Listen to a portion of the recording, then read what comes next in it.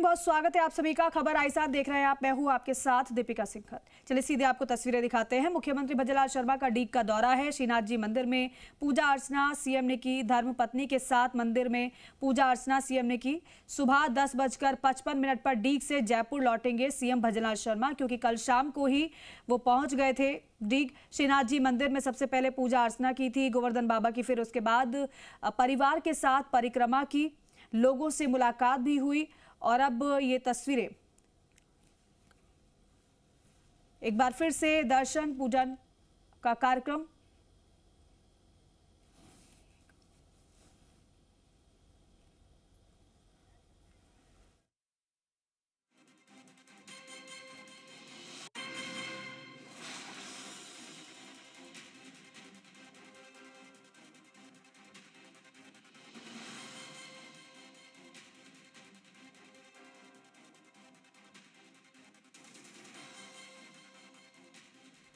तो देखिए श्रीनाथ जी मंदिर में पूजा अर्चना का कार्यक्रम एक बार फिर से सीएम भजनलाल शर्मा का। सुरक्षा का पहरा सख्त वहां पर नजर आ रहा है। आम लोग भी मौजूद हैं लेकिन सुरक्षा बेहद टाइट है। जी राजस्थान सबसे पहले तस्वीरें आपको दिखा रहा है। डीग के दौरे पर सीएम भजनलाल शर्मा, रात्रि विश्राम भी यहीं पर हुआ। और देवेंद्र हमारे सहयोगी जुड़ रहे हैं हमारे साथ। देवेंद्र, कल शाम को सीएम पहुंच गए थे श्रीनाथ जी मंदिर में, दर्शन पूजन किए, उसके बाद परिक्रमा भी की।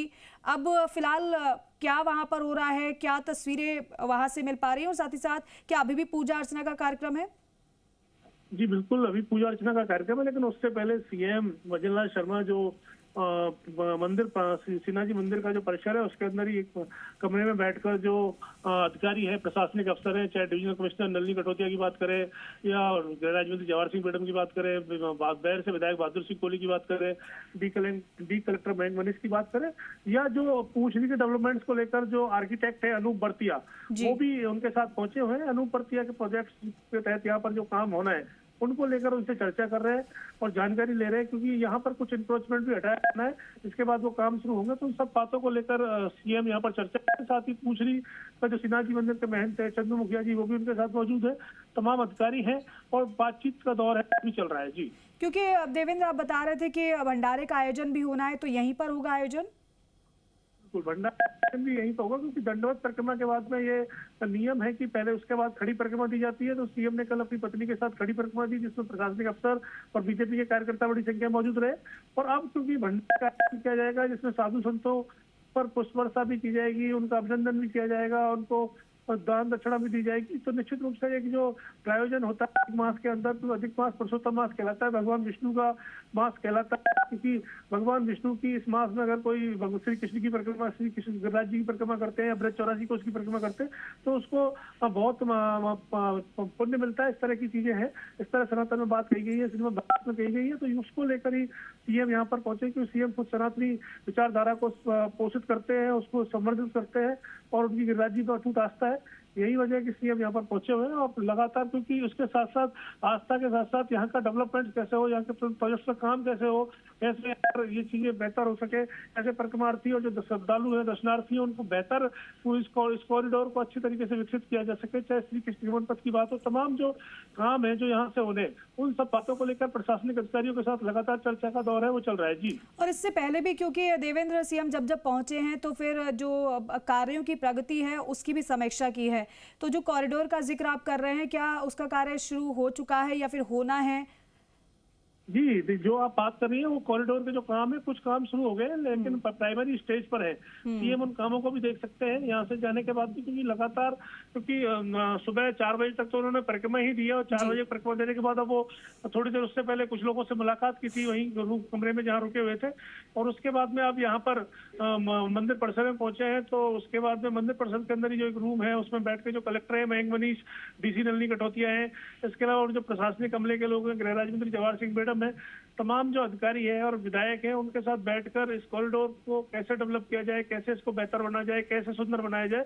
और अनूप बर्तिया जो कि आर्किटेक्ट है, जिन्होंने इस प्रोजेक्ट के पूरा आर्किटेक्ट को बनाया, उनसे पूछ रहे हैं कि कौन सा काम कंप्लीट हो चुका, शुरू हो चुका है, कौन कब तक कंप्लीट हो जाएगा, कितनी चीजें होंगी। और उस सब कामों के बाद में सीएम दोपहर लगभग लगता है कि हालांकि कार्यक्रम तो उनका 10 बजे निकलने का था, लेकिन 9 बजे यहाँ पर आए तो लगता है कि 11 बजे के बाद ही वो जयपुर के लिए रवाना हो पाएंगे। लेकिन देवेंद्र, आप बता रहे थे साधु संतों से भी मुलाकात होगी, क्योंकि पूजा अर्चना जब हो रही है तो अभी तो अधिकारियों के साथ बैठक हो रही है, तो क्या साधु संतों से भी अलग से मुलाकात का समय है? क्योंकि कई बार हमने देखा है जब कार्यक्रम में साधु संत होते हैं तो सीएम आशीर्वाद भी लेते हैं और उनसे संवाद भी करते हैं। जी, निश्चित रूप से जो साधु संत है, जो भंडारा है, प्रसादी है, वो भी यहाँ पर देखने को मिलेगा, क्योंकि लगातार हालांकि बड़ा गोपनीय रखा जाता है कार्यक्रम, क्योंकि सीएम का ये मानना है कि श्रद्धा और पूजा और जो सेवा है उसको गोपनीय रखा जाए, क्योंकि वो एक अलग विषय होता है श्रद्धा का। तो इस वजह से लेकिन यहाँ पर सभी को बुलाया, सबसे आशीर्वाद मुख्यमंत्री लेंगे। कल भी संतों से मुलाकात की थी, कल भी जो पूछली मंदिर के महंत श्रीनाथ जी के चंद्रमुखिया, उनका जन्मदिन था, तो उनके आशीर्वाद दिए, उनके पैर छूकर उनको बधाई भी दी।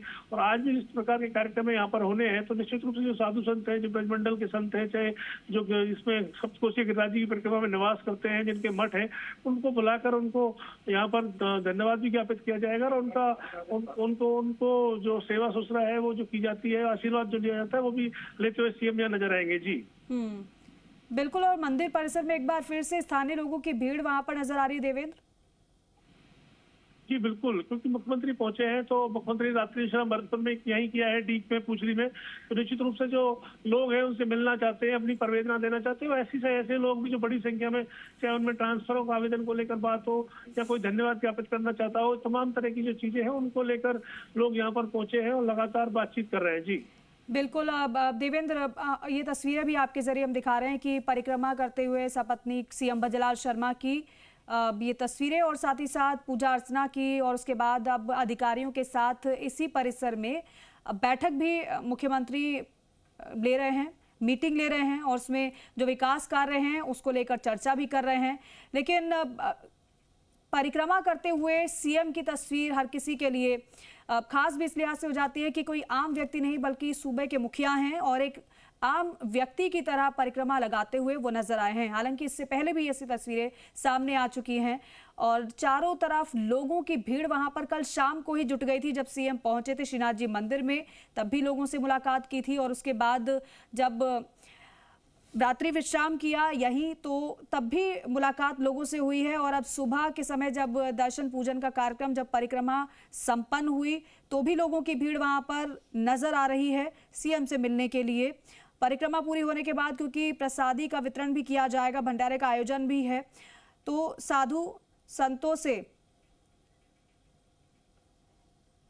मिलेंगे भी सीएम, उनका आशीर्वाद भी लेंगे। और साथ ही साथ बताया जा रहा है कि पहले नियमित समय से सीएम को यहां से निकलना था, लेकिन अब थोड़ा डिले हो सकता है क्योंकि 9 बजे ही यहां परिसर में सीएम पहुंचे हैं। देवेंद्र, अभी और क्या कार्यक्रम रह गए यहां पर? देखिए, बड़ा अपडेट तो है कि जो भरतपुर कलेक्टर है कमल चौधरी, उनको बुलाया गया है। वो भी अब सीएम जहाँ मीटिंग ले रहे हैं उस कस्बे में पहुंच गए हैं, क्योंकि भरतपुर कलेक्टर ना सिर्फ भरतपुर कलेक्टर है बल्कि बीडीए के चेयरमैन भी है, और बीडीए की टेरिटरी में जो पूछरी है वो आता है, चाहे उनका पैतृक गाँव अटारी हो चाहे पूछरी हो। 210 गाँव ऐसे हैं जो बीडीए की टेरिटरी में आते हैं, भरतपुर विकास प्राधिकरण की में। और इस भरतपुर विकास प्राधिकरण की टेरिटरी के अंदर ये काम होने हैं, तो निश्चित रूप से भरतपुर कलेक्टर की जो उपयोगिता है वो बढ़ जाती है। और क्योंकि सीनियर है काफी और नॉलेज रखते हैं, कई प्रोजेक्ट्स में बेहतर रिजल्ट सीएम को दे रहे हैं। सीएम ने उनको भरतपुर के अंदर फ्री हैंड भी दे रखा है, और यही वजह है कि सीएम लगातार उनसे फीडबैक दे रहे हैं। कल देर शाम वो परिक्रमा में उनके साथ नजर आए थे, और अब लगातार जब उनको बुलाया गया, सीएम ने उनको बुलाकर उनसे ब्रीफिंग ली है कि किस तरीके से यहाँ जो काम है, जो कुछ इंक्रोचमेंट्स हैं जो हटाए जाने हैं, चाहे वो बड़ा गेट बनना हो, चाहे और जो आर्किटेक्ट के जो बिल्डिंगें खड़ी होनी है, चाहे वो जो श्री कृष्ण की प्रतिमा हो या अन्य जो काम, चाहे नरसिंह मंदिर के पास का काम हो, चाहे अप्सरा कुंड के आसपास का काम हो, तमाम जो काम यहाँ पर होने हैं, जो एक कहे कि एक श्री कृष्ण गमन पथ का भी यहाँ से काम होना है, उन सभी कामों को लेकर सीएम यहाँ पर फीडबैक ले रहे हैं। और जो अधिकारी हैं वो यहाँ पर है। कल धरोहर प्राधिकरण के अध्यक्ष ओंकार सिंह लखावत भी थे, अब से कुछ देर में उनके भी पहुंचने की जानकारी मिल रही है, वो भी भरतपुर से कुछ देर में यहाँ पर पहुंचने वाले हैं, धरोहर प्राधिकरण के अध्यक्ष ओंकार सिंह लखावत। तो एक सार्थक चर्चा भरतपुर के ही नहीं बल्कि पूछरी, जो की ब्रज आस्था का केंद्र है, जो सप्तकोशीय परिक्रमा में राजस्थान के हिस्से में आता है, 1.5 किलोमीटर का वो मार्ग, उस पूछरी को कैसे एक बेहतर सर्किट, बेहतर स्पिरिचुअल टूरिज्म सर्किट बनाया जाए, कैसे लोगों के लिए बेहतर सुख सुविधाएं हो, बड़ा हॉल हो और किसी भी तरह की कोई परेशानी नहीं हो, तो उन सब चीजों को लेकर सीएम यहाँ पर चर्चा कर रहे हैं। जी तो देखिए, विकास कार्यों को लेकर चर्चा मुख्यमंत्री अधिकारियों के साथ करें, लेकिन देवेंद्र, ये तो अधिकारियों के साथ, पुलिसकर्मियों के साथ चर्चा होगी। क्या कार्यकर्ताओं और पदाधिकारियों के साथ भी अलग से कोई संवाद हो सकता है? क्योंकि अक्सर हमने देखा है कि जब जाते हैं सीएम तो आम लोगों के साथ साथ कार्यकर्ताओं से फीडबैक भी लेते हैं, क्योंकि अब फोकस इस बात को लेकर किया जा रहा है कि जो योजनाओं का लाभ है वो अंतिम छोर तक व्यक्ति तक पहुंचे और वो कार्यकर्ताओं के जरिए ही फीडबैक मिल पाता है, तो कार्यकर्ता भी अपनी बात रख पाए उन तक। तो ऐसा भी कुछ कार्यक्रम हो सकता है क्या? देखिए चंसी, सबसे बड़ी बात यह कि कार्यकर्ताओं के लिए, क्योंकि सीएम खुद एक बड़े कार्यकर्ता के रूप में ही अपने आप को मानते हैं। उन्होंने प्रदेश महामंत्री रहे हैं कई बार पार्टी के प्रदेश में, और हर पार्टी के कार्यकर्ता को नाम से जानते हैं, उनकी नब्ज को जानते हैं। और कार्यकर्ताओं से संवाद करने का, चाहे उनका पार्टी दफ्तर जब जाते हो तब कार्यकर्ताओं को सुनने की बात हो, या कहीं जिले के किसी विजिट पे जाते हो तो पार्टी कार्यकर्ताओं को सुनने की बात हो, या कार्यकर्ताओं से जो संवाद, उनका जो बेहतर संवाद है, एक है कि संगठन से उनका जो तालमेल है वो, क्योंकि वो संगठन से निकल कर आए, तो संगठन से जो सत्ता का तालमेल है वो देखते ही बनता है। क्योंकि लगातार जो कार्यकर्ता है वो उनको लगातार फीडबैक देते रहते हैं, और सीएम खुद फोन पर उनसे फीडबैक लेते भी रहते हैं। चाहे भरतपुर की बात करें, डीग की बात करें, प्रदेश के किसी कोने की बात करें, कार्यकर्ता उनको सीधा फीडबैक देते हैं और उस फीडबैक पर वो आगे काम नहीं करते। तो निश्चित रूप से इसको इनकार नहीं किया सकता कि कार्यकर्ताओं से संवाद नहीं करेंगे। कुछ कार्यकर्ता है, सीनियर कार्यकर्ता भरतपुर डीग जिले के, उनसे सीएम कल देर शाम भी मिले थे और आज आगे भी मिलने का कार्यक्रम है। जी ठीक है, देवेंद्र नजर बनाए रखिएगा। फिलहाल आपका शुक्रिया जानकारी के लिए।